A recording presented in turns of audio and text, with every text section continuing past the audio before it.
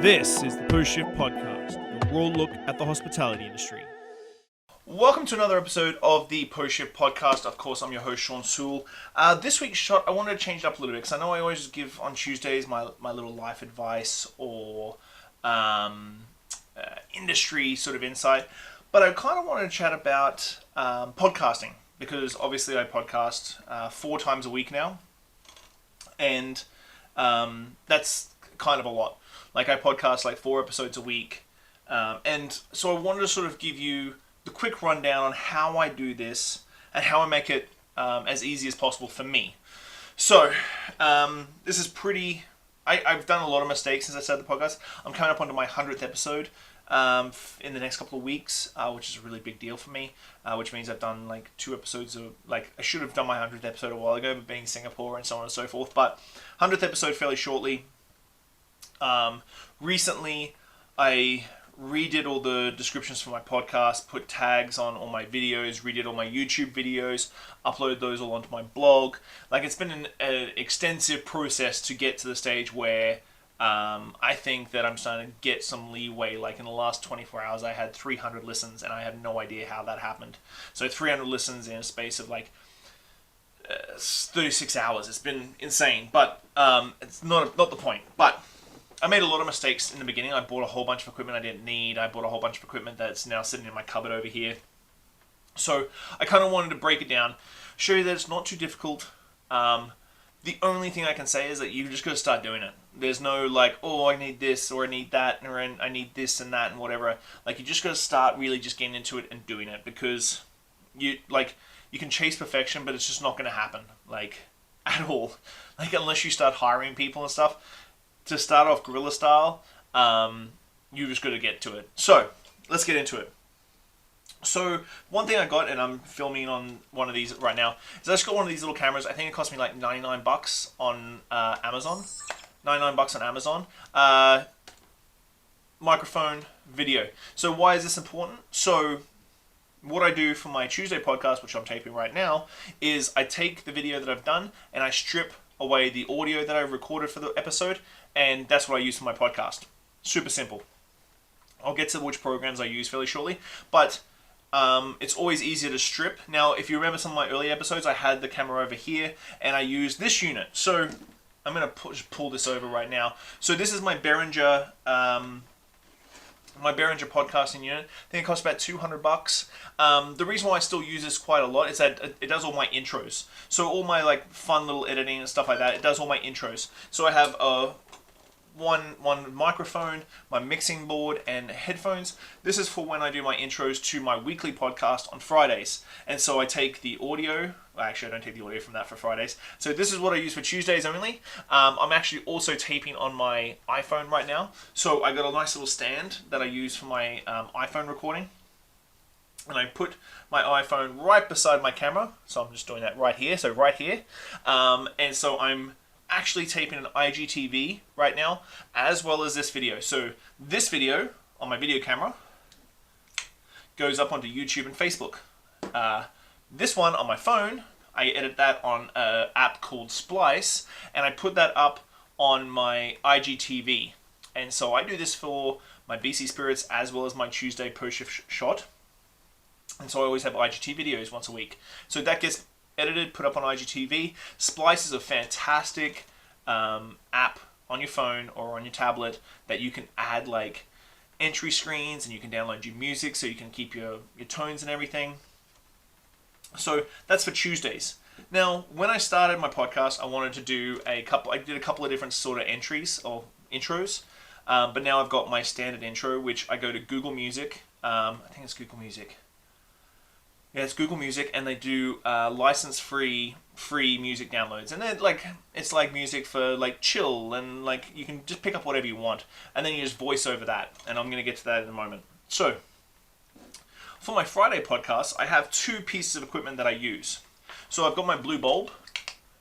So I've used this a lot, and this is fantastic. I really love this little unit. I bought this before I went to Toronto for TOCC. I really love this unit. It picks up a hell of a lot of great sound, and you just plug it into your computer, and you record directly to computer. So the blue snowball I think this sits around about $75, maybe a little bit more, but I really love this unit. I've used this a lot for my Friday podcast. So then I'm mobile. I can take this wherever I want. I've done like multiple podcasts in weird locations with this. So, secondly, if I have a loud area, I try and use this. This is my little Rode podcast one. Now I won this for the Rod podcasting competition. So this plugs into your phone. And this is all it is, kids. Like, this is all you need, guys. You can just record on your phone. The audio is not going to be great, but these little things are very simple. So it comes with a unit like this. You plug this into your phone, and then you plug your two speakers. So you've got two microphones, lapel mics, two lapel mics that you plug right into here. You plug that in, and you go to your video record. Now, they do have a Rod app to record onto, but I think just the video thing, and then you can bring it over to your editor, which I'm going to get into right now. So literally these three pieces of equipment. This, my phone, my blue snowball, my rod, and I always have this on me just in case I randomly meet up with someone or cross paths with someone, and I've always got this on me so I can always just sit down in a corner somewhere and do a podcast. It's nice and small, it fits in the bag, it's perfect for podcasting on the go. And then of course my Behringer. I love my Behringer just purely so I can edit really nicely, so I can have my headphones on and use the program that I use to edit to get really, really clean sound and try and get it as best I can. And don't get me wrong, I've put out some really shitty quality sound podcasts in the past, but bit by bit I'm learning new things. I've self-taught myself all this stuff, whether it be via YouTube videos, Google Decks, whatever. Everything can be learned, guys. Like, you've got a supercomputer in your pocket. I'd show you my supercomputer, but it's actually filming right now. So, like, that's just the thing. I'm filming a episode of my podcast on my supercomputer that fits in my pocket. So, what do I use for editing? There's a ton of programs out there. The ones that I think I just fell upon when I was Googling, like, what programs to use is one's called VideoPad, and the other is called WavePad. They're both from the same company, NCH, I think they are. I think total they cost about $100 and something a pop ish, but you can put them on multiple computers. So I have it on my laptop so I can plug it into my Behringer, and then I have it on my PC so I can do my videos on that and just put it through my speakers. So I've got that. And then basically once you start learning how to edit all that and scraping and stuff, and it is a learning process. Don't think that you can be perfect straight off the hop. Don't stop after 2 because it's too hard. It will get easier. Eventually you just have a system where you go click, click, click, click, click. So you've clicked out, you've got your video, and you've got your audio raw.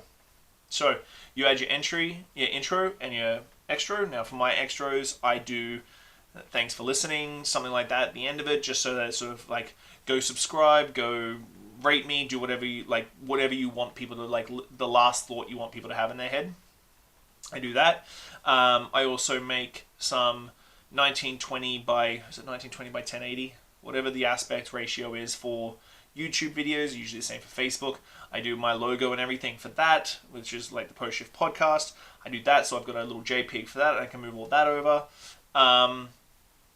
A lot of this, like, these programs are very intuitive, so you can do a lot with very little.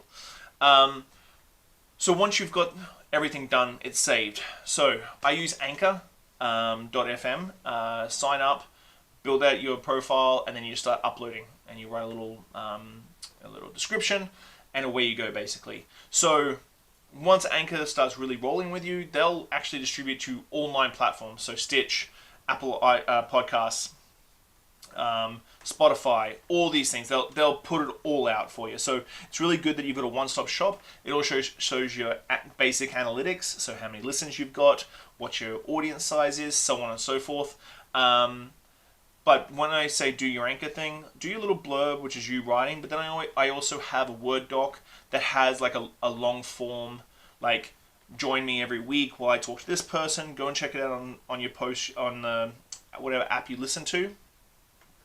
Oh no. Oh, my IGTV just finished. Oh, that's a bugger. Well, look at that. My phone just filled up on storage, and now I don't have any video space, so I'm going to have to fix that in a moment. So I'm going to finish it up here.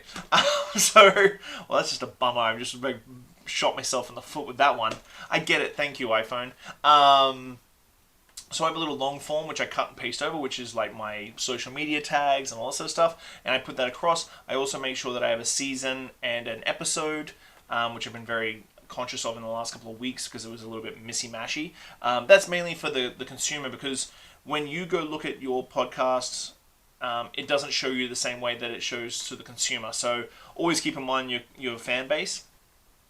So you've uploaded your podcast to Anchor. That's going to go to 9 different platforms. You take your video and put it on YouTube, and you put it up on your Facebook page, and you tag that up, and you get that going. Same thing with YouTube. I use a program called TubeBuddy, which actually allows you to generate tags that attach to the video based on what the video is about, whether it be the blurb or whatever.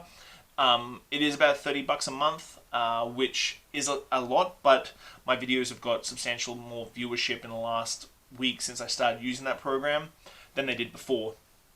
So use that as well. And then, of course, use your IGTV if you had your phone not fill up with no space to put an IGTV on your personal Instagram.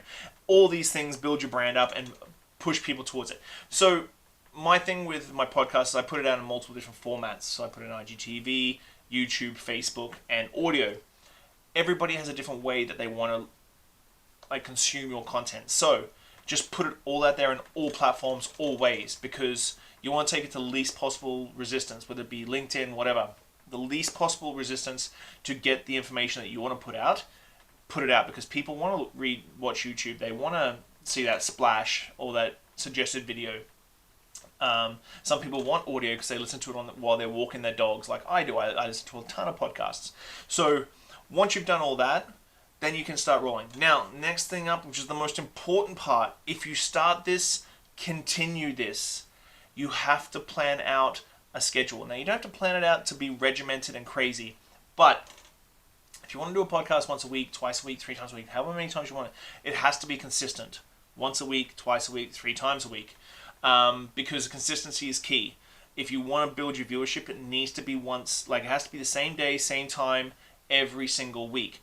So, what's my advice on this one? Depending on what your podcast is, you really have to be ready to podcast whenever it arises, whenever you have the option to maybe sit down with someone. So, whatever you're interested in. So, for me, next week is Whiskey Fest in Victoria. This week is Whiskey Fest in Victoria.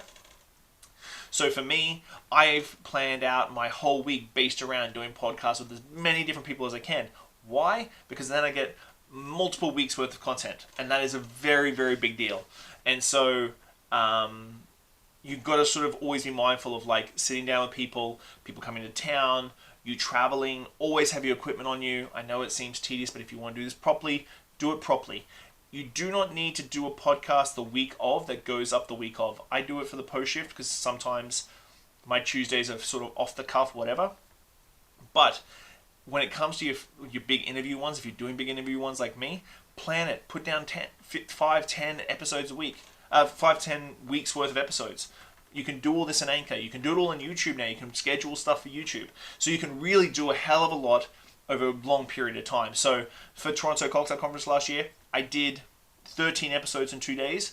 I edited them, posted them, and just rolled them out over a space of 3 months, which is a huge breath of fresh air when you don't have to worry about putting out something every single week. So keep that in mind. So these are my little tips for podcasting. I hope they helped. It's not going to cost you the earth. It's a pretty easy thing to start doing. You just got to be consistent and creative and follow your heart. Be raw. Don't put on a fancy face or be fake. Be yourself. Fucking love it. It is cathartic and enjoyable and creative, and you're going to fucking have a great time. So there's my 2 cents for Post Shift Podcast, the Post Shift Shop this week. Have a great week, guys. I'm really looking forward to my 100th episode coming up very shortly. Big guest for that one. Really looking forward to hanging out with you guys soon. Have a good week. Bye. Thanks, Post Shifters. I hope you enjoyed that episode. If you're listening, whatever platform you're on, give me a good rating, subscribe, listen along. I'm going to keep going. I really enjoy sitting down with people and learning where they're from, what they did, and how they got to where they were. So if you love it, give me a good 5 stars. If you don't, give me 1 and I'll try harder.